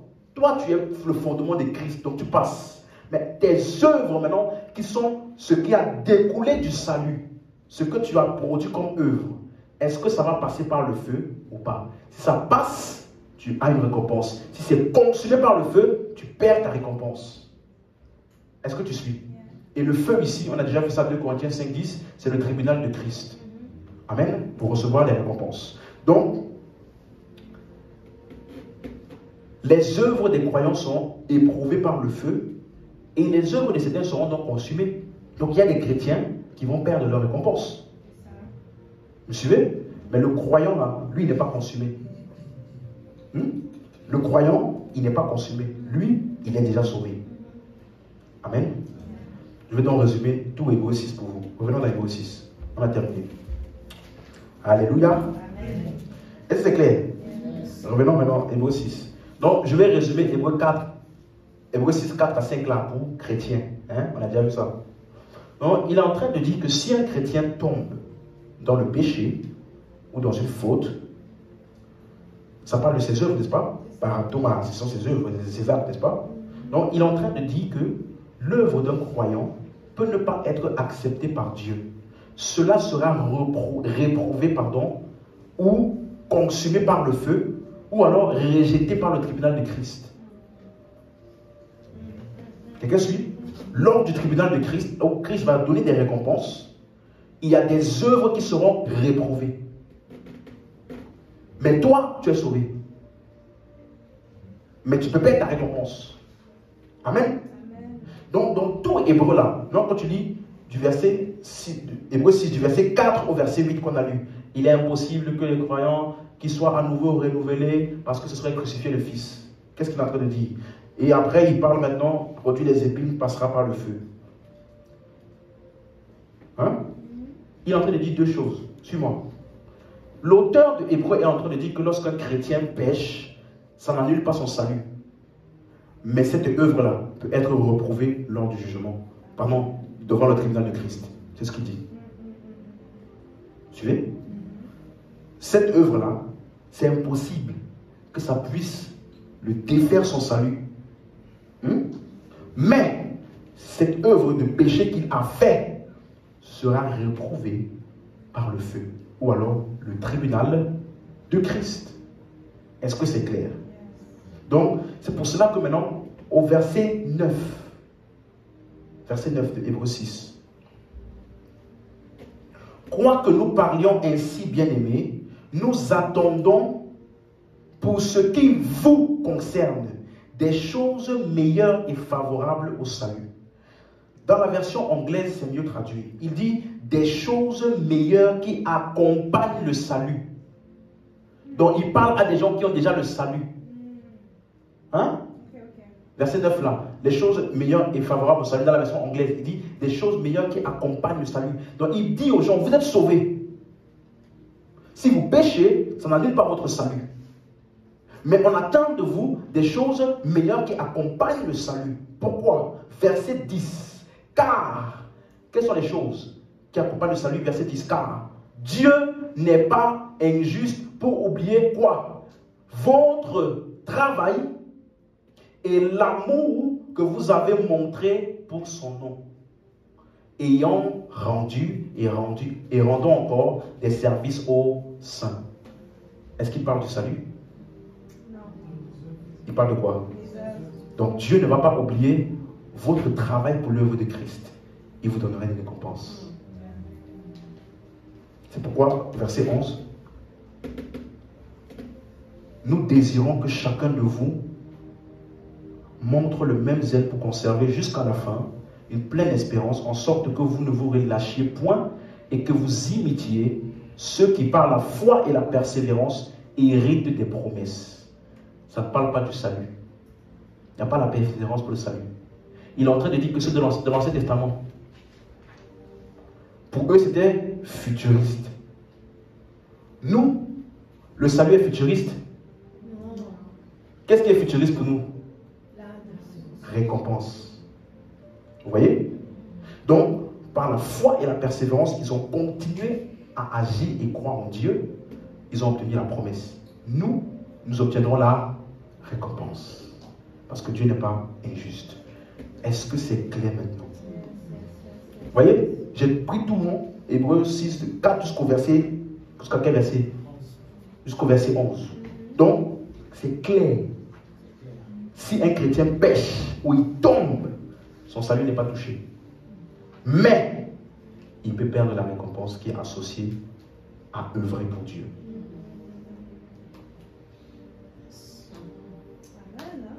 Dis amen, tu vois. Donc, en fait, ce passage ne contredit pas les autres passages. Il réaffirme et confirme ce que le livre d'Hébreux dit depuis le début. N'est-ce pas? Quand il parle de salut éternel, sauvé pour toujours, amené à la perfection pour toujours, tout ça, c'est affirmé et réaffirmé dans le livre d'Hébreux. Amen. Hein? On peut se lever.